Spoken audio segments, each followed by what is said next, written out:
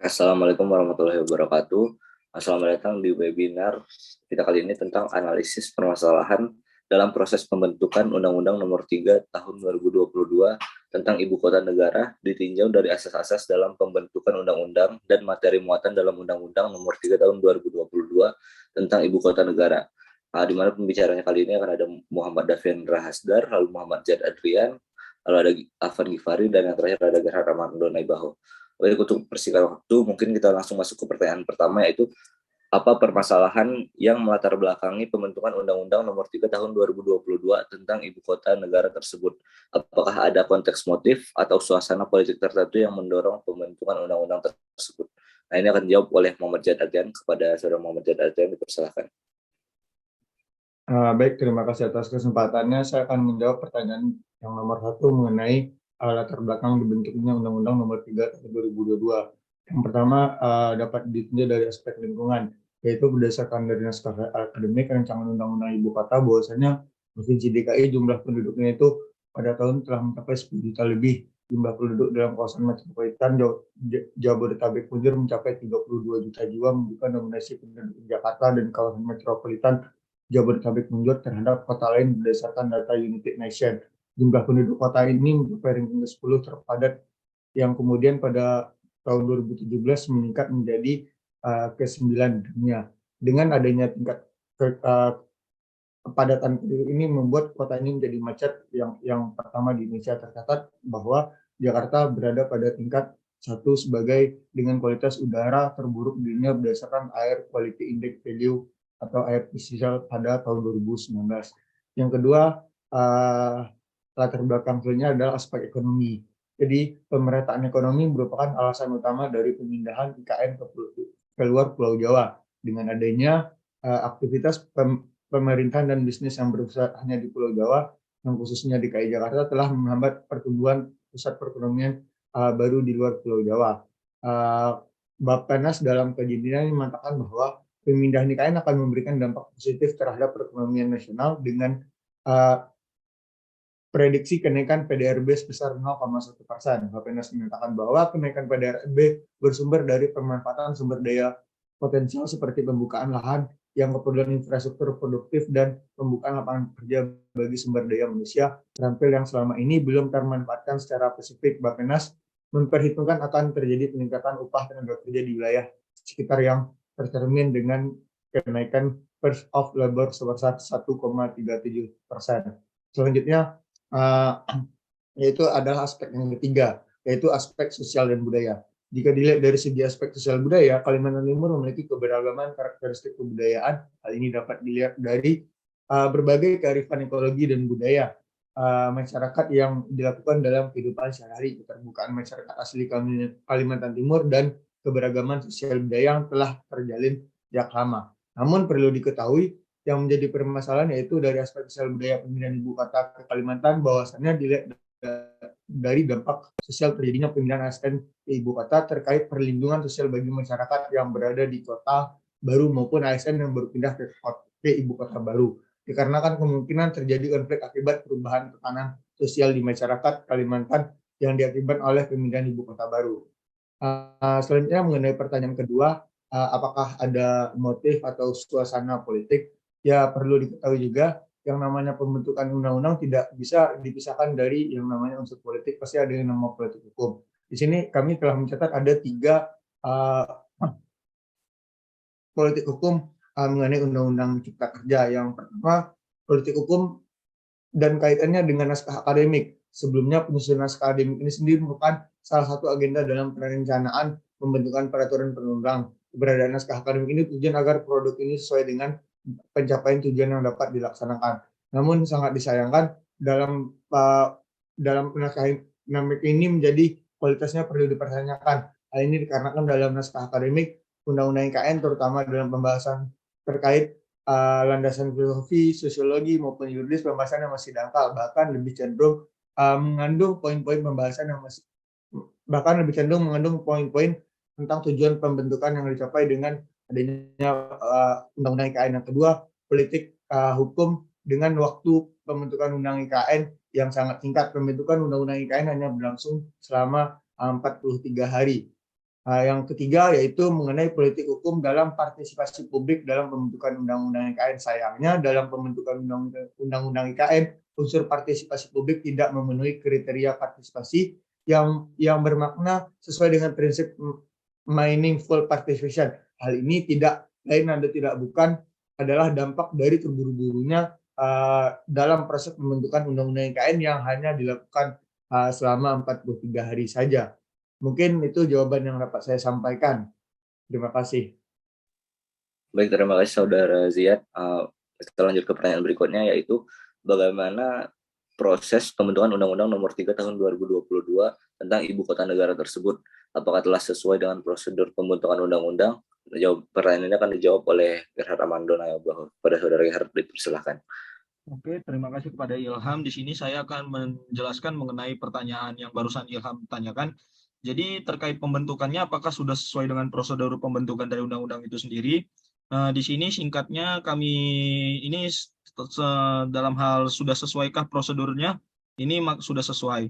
Di sini saya bahas mengenai dalam pembentukan suatu perundang-undangan, dibutuhkan suatu konsep dalam upaya untuk membentuk suatu peraturan perundang-undangan yang memiliki manfaat keadilan, kepastian, serta bermanfaat juga demi kemanfaatan hukumnya. Peraturan perundang-undangan yang baik merupakan peraturan yang memiliki landasan. Pancasila merupakan landasan pembentukan peraturan perundang-undangan di Indonesia. Oleh karena itu, apabila suatu peraturan undang-undang tidak memiliki kesesuaian dengan Pancasila, maka peraturan undang-undang itu belum memiliki landasan yang kokoh untuk disahkan. Selain itu, konsep pembuatan peraturan perundang-undangan di Indonesia haruslah sesuai dengan norma dalam asas pembentukan peraturan undang-undang nomor 12 tahun 2011 tentang pembentukan peraturan perundang-undangan. Dalam hal proses pembentukan Undang-Undang Nomor 3 Tahun 2022 ini, itu sudah sesuai yang tadi sudah saya sampaikan. Itu bisa dilihat dalam hal naskah akademi. Adapun Undang-Undang Nomor 3 Tahun 2022 ini sudah mempunyai naskah akademi di dalamnya. Dan muatan dalam naskah akademi juga sudah sesuai dengan Undang-Undang Nomor 12 Tahun 2011.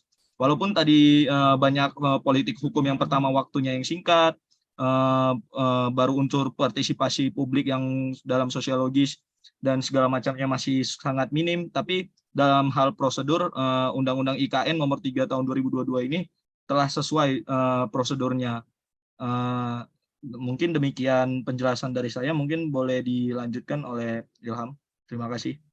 Baik, terima kasih Saudara Gerhard. Kita lanjut ke pertanyaan berikutnya, yaitu bagaimana implementasi asas-asas pembentukan peraturan perundang-undangan dalam proses pembentukan Undang-Undang Nomor 3 Tahun 2022 tentang IKN, yang akan jawab oleh Saudara Afan Gifari. Dipersilakan. Baik, terima kasih. Di sini saya akan menjelaskan implementasi asas-asas pembentukan peraturan perundang-undangan dalam proses pembentukan Undang-Undang Nomor 3 Tahun 2022 tentang IKN. Asas-asas pembentukan peraturan perundang-undangan dalam proses pembentukan Undang-Undang Nomor 3 Tahun 2022 tentang Ibu Kota Negara.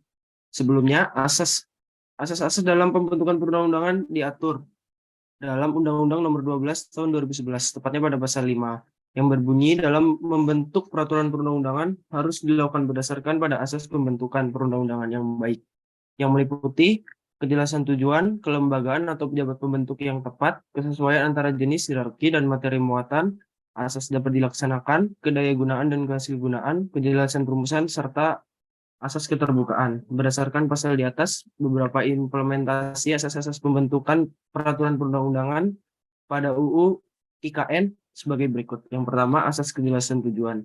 Yang berarti bahwa asas kejelasan tujuan adalah setiap pembentukan perundang-undangan harus memiliki tujuan yang jelas, yang hendak dicapai. Tujuan dibentuknya Undang-Undang IKN ini terdapat pada pasal 2 Undang-Undang tersebut, yakni melakukan pembentukan sebuah ibu kota yang berkelanjutan menjadi penggerak ekonomi di masa depan dan menjadi simbol identitas nasional. Selanjutnya, asas kelembagaan atau pejabat pembentuk yang tepat, yang berarti undang-undang harus dibuat oleh lembaga atau pejabat negara pembentuk peraturan perundang-undangan yang berwenang. Apabila tidak dibentuk oleh pejabat atau lembaga yang berwenang, maka suatu undang-undang dapat batal demi hukum. Dalam hal ini, Undang-Undang IKN sudah sesuai karena dibentuk oleh lembaga negara yang berwenang, yakni DPR. Asas selanjutnya, kesesuaian antara jenis, hierarki, dan materi muatan. Asas ini berarti bahwa pembentukan peraturan perundang-undangan harus memperhatikan materi muatan yang sesuai dengan jenis dan hierarki peraturan perundang-undangan.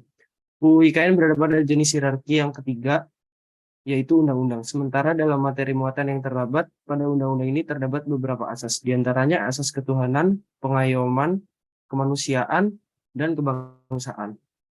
Selanjutnya, asas kedayagunaan dan kehasilgunaan. Asas ini bermaksud bahwa peraturan perundang-undangan harus dilakukan karena memang benar-benar dibutuhkan dan akan bermanfaat dalam kehidupan bermasyarakat.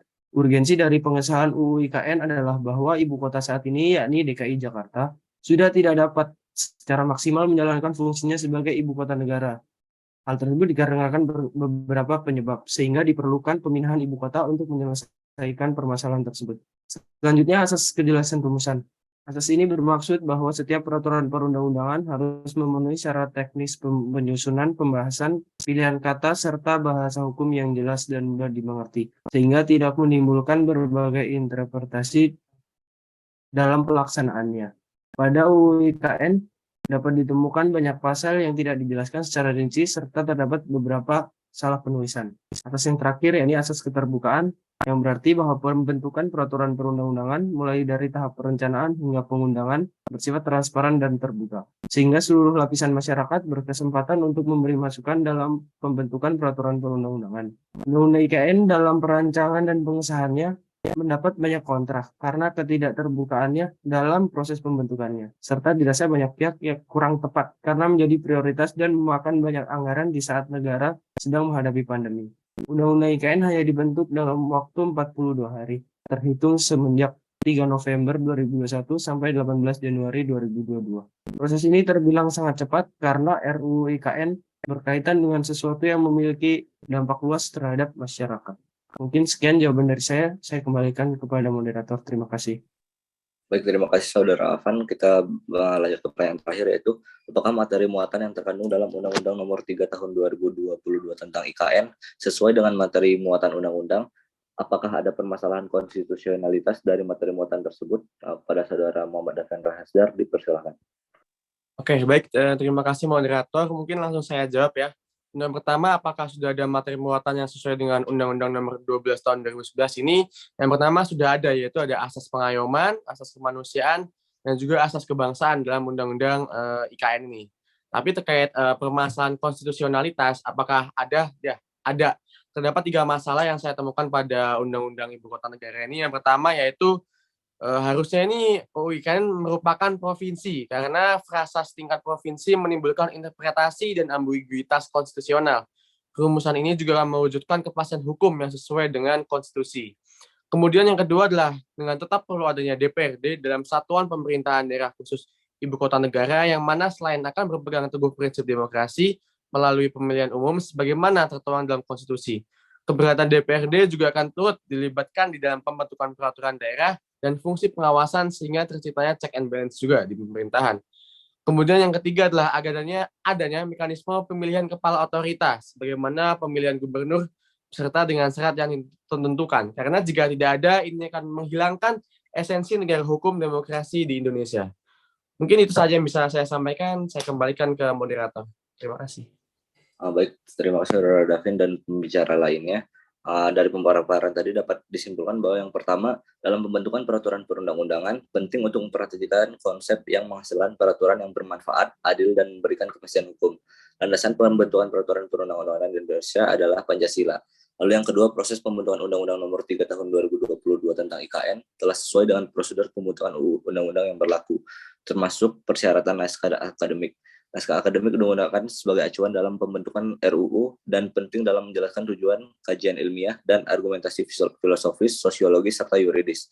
Lalu yang ketiga, implementasi beberapa asas pembentukan peraturan perundang-undangan dalam proses pembentukan UU di IKN telah terlihat, seperti asas kejelasan tujuan, kelembagaan atau pejabat pembentuk yang tepat, kesesuaian antara jenis hierarki dan materi muatan, kedayagunaan dan kehasilgunaan, kejelasan rumusan, dan keterbukaan.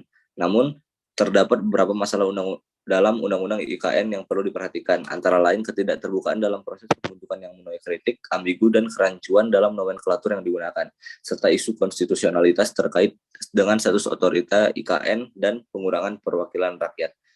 Baik, mungkin untuk webinar kita kali ini. Terima kasih kepada para pembicara. Saya sebagai moderator mohon undur diri. Assalamualaikum warahmatullahi wabarakatuh.